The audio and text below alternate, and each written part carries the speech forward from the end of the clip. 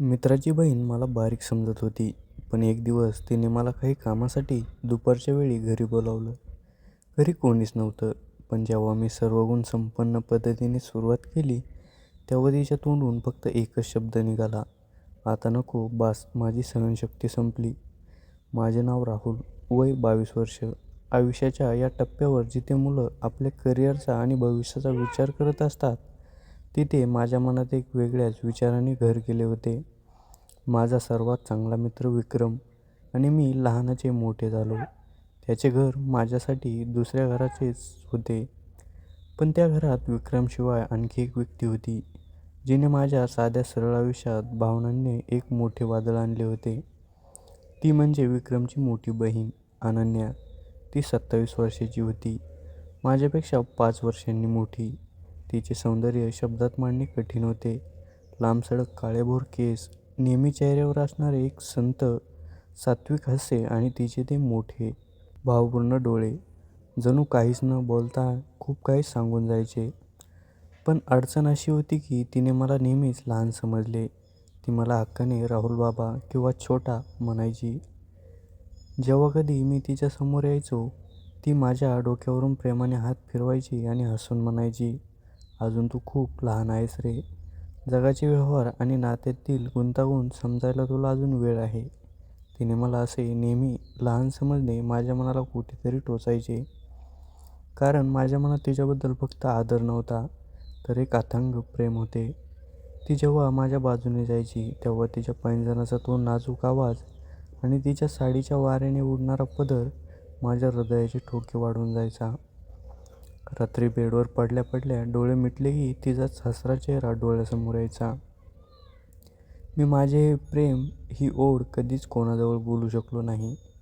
विक्रमला किंवा घरच्यांना कळले तर काय होईल, या भीतीने मी ते भावनांचे वादळ फक्त माझ्या मनात जपून ठेवले. ते एक दिवस असे गुपित होते, जे मला रोज आतून अस्वस्थ करायचे, पण तरीही खूप आनंद द्यायचे. तो उन्हाळ्याचा एक अतिशय शांत आणि उष्ण दुपारचा दिवस होता. संपूर्ण शहरात एक प्रचंडचा सुस्तावलेला सन्नाटा होता. विक्रम काही कामानिमित्त पुण्याला गेला होता आणि त्याचे आई-वडील एका कौटुंबिक लग्नासाठी गावाकडे गेले होते. घरात अनन्या पूर्णपणे एकटीच होती. मी माझ्या खोलीत छताकडे पाहत पडलो होतो. मनात तिचेच विचार चालू होते. तेवढ्यात अचानक माझा फोन वाजला. स्क्रीनवर अनन्या नाव चमकले. क्षणभर माझ्या छातीत धडधड वाढली. मी घाईघाईने फोन उचलला. "राहुल, घरी ये ना प्लीज. खूप कंटाळा आला आहे. घरात एकटीच आहे आणि थोडी भीती पण वाटते. प्लीज लवकर ये ना." तिचा आवाज नेहमीपेक्षा खूप वेगळा, थोडासा कातर आणि आदर वाटत होता. तिच्या आवाजातील त्या ओढीने मला वेड लावले. मी कसलाही पुढचा मागचा विचार न केला नाही.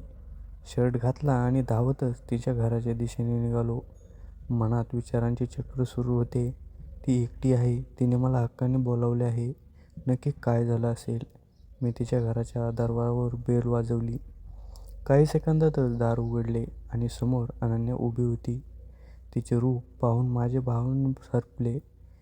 तिने पिवळ्या रंगाचा एक अतिशय साधा पण शोभून दिसणारा पंजाबी ड्रेस घातला होता. तिचे ओले, लांब काळे केस पाठीवर मोकळे सोडले होते, ज्यातून पाण्याचे थेंब टपकत होते. नुकतीच अंघोळ करून आल्यासारखी ती अतिशय ताजी आणि सुंदर दिसत होती. तिच्या चेहऱ्यावर एक नैसर्गिक चमक होती. तिने आजूबाजूला पाहिले, माझा हात धरला आणि मला हळूच आत ओढत दार लावून घेतले. त्या एका स्पर्शाने माझ्या संपूर्ण शरीरात एक आनंदाची लहर उमटली. "ए बस ना," ती म्हणाली आणि सोफ्यावर माझ्या अगदी शेजारी बसली. ती इतकी जवळ बसली होती की मला तिच्या केसांतून येणारा तो सुगंधी सुवास स्पष्ट जाणवत होता. खोलीत कमालीची शांतता होती. फक्त हॉलमध्ये चालणाऱ्या फॅनचा आवाज येत होता. मी आज मनात ठरवूनच आलो होतो की आज माझी ही भीती आणि ह्या वयाचा पडदा मी दूर करणार. मी थोडे धाडस केले. सरळ तिच्या डोळ्यात डोळे घातले आणि गंभीर आवाजात म्हणालो, "अनन्या, तुम्ही मला नेहमी लहान समजता ना? राहुल बाबा छोटा म्हणून हसून सोडून देता. पण आज मी तुम्हाला सांगायला आलोय की मी लहान नाहीये आणि माझ्या मनात तुमच्याबद्दल असणाऱ्या भावना किती खऱ्या आणि सखोल आहेत, हे आज तुम्हाला समजणार आहे." माझे हे अनपेक्षित शब्द ऐकून ती आधी थोडी दचकली.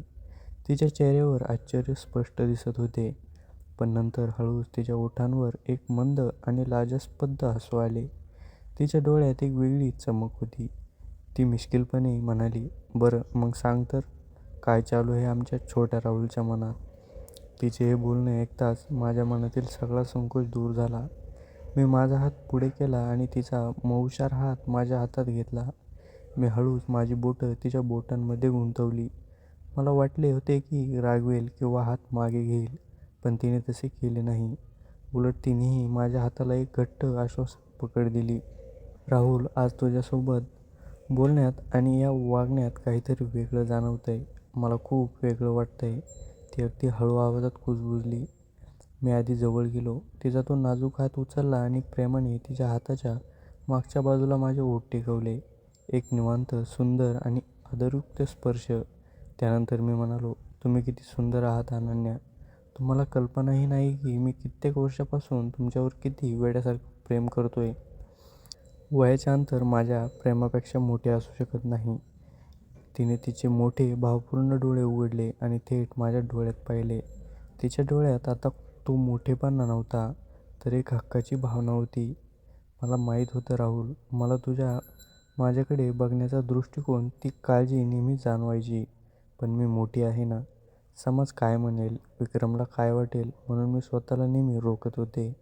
आजच्या दिवसासाठी हे जग, समाज आणि वयाचा विचार सोडून दे अनन्या." मी अत्यंत भावनिक होऊन म्हणालो. मी पुढे सरकलो आणि तिच्या कपाळावर एक दीर्घ आश्वासक किस केले. तो एक असा स्पर्श होता ज्याने तिला पूर्ण सुरक्षिततेची जाणीव करून दिली. तिने हळूच आपले डोके माझ्या छातीवर टेकवले. आता आमच्या मनातील सर्व अंतर पूर्णपणे मिटले होते. आम्ही दोघे सोफ्यावर उठून उभे राहिलो. मी प्रेमाने तिचा हात धरला आणि तिला स्वतःच्या अगदी जवळ आणले. तिनेही कसलाही संकोच न बाळगता आपले दोन्ही हात माझ्या खांद्यावर ठेवले आणि ती माझ्या मिठीत विसावली. हे आलिंगन वासनेचे नव्हते, तर दोन जीवनांचे एकमेकांना मिळालेले नितांत सुंदर आश्वासन होते. मी तिच्या केसावरून हात फिरवत तिच्या कानात कुजबुजलो, "तुमचे हे हसणे, तुमचे हे माझ्या मिठीत असणे, मी किती रात्री स्वप्नात पाहायचो, हे तुम्हाला सांगू शकत नाही. आज माझे स्वप्न पूर्ण झाले." माझे हे प्रामाणिक शब्द ऐकून तिच्या डोळ्यात आनंदाश्रू आले. तिने तिचा चेहरा वर केला, माझ्या डोळ्यात पाहिले आणि अत्यंत प्रेमाने माझ्या गालावर आपले ओठ टेकवले. तिच्या त्या स्पर्शात अथांग प्रेम आणि कृतज्ञता होती. आम्ही दोघेही एकमेकांच्या मिठीत हरवून गेलो होतो. जगाचा विसर पडला होता. जेव्हा मी माझ्या मिठीतून थोडी बाजूला झाली, तेव्हा तिचे गाल लाजेने लाल झाले होते. तिने तिचे तोंड माझ्या छातीवर लपवले आणि हळूच म्हणाली, "राहुल, तू मला आज पूर्णपणे बदलून टाकलंस रे. मला खूप सुरक्षित आणि खूप आनंदी वाटतंय.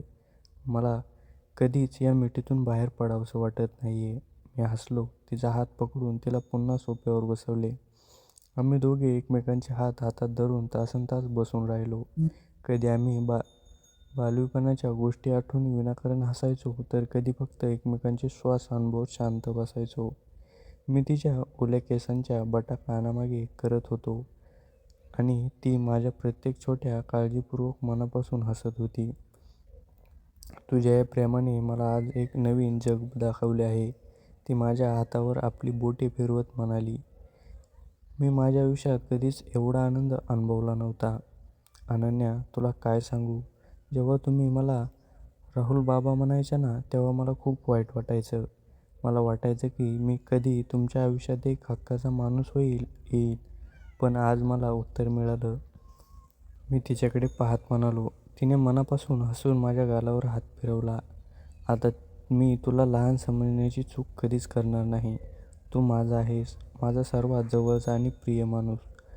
खोलीतील वातावरण अधिक सुंदर आणि रोमॅन्टिक करण्यासाठी मी फोनवरून एक अतिशय मंद, सुमधुर बासरीचे संगीत लावले. खोलीत आता फक्त तो शांत सूर आणि आमच्या मनाची धडधड होती. मी तिला सोफ्यावरून उठवले, स्वतः उभा राहिलो आणि तिचा हात धरून तिला हलकेच मिठीत घेतले. आम्ही दोघे त्या संगीताच्या तालावर खोलीत हळूवार डान्स करू लागलो. तिचे डोकं माझ्या छातीवर विसावले होते आणि माझे हात तिच्या पाठीवर स्थिर होते. आमची पावले एकत्र एका लयीत हलत होती.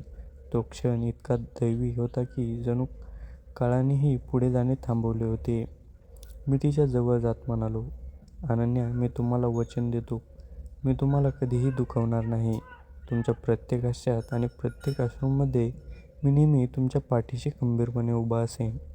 माझे शब्द ऐकून तिच्या डोळ्याच्या कडा पुन्हा ओलावल्या. तिने डोळे पुसले आणि म्हणाली, "राहुल, मला या समाजाची परिस्थितीची थोडी भीती वाटते. पण जेव्हा तू माझ्या जवळ असतो ना, तेव्हा सगळं काही ठीक होईल असा एक विश्वास मिळतो. तू माझी ताकद आहेस." हळुवार दुपार सरली आणि सूर्य मावळतीकडे झुकू लागला. खोलीत सायंकाळचा मंद सोनेरी प्रकाश पसरला होता.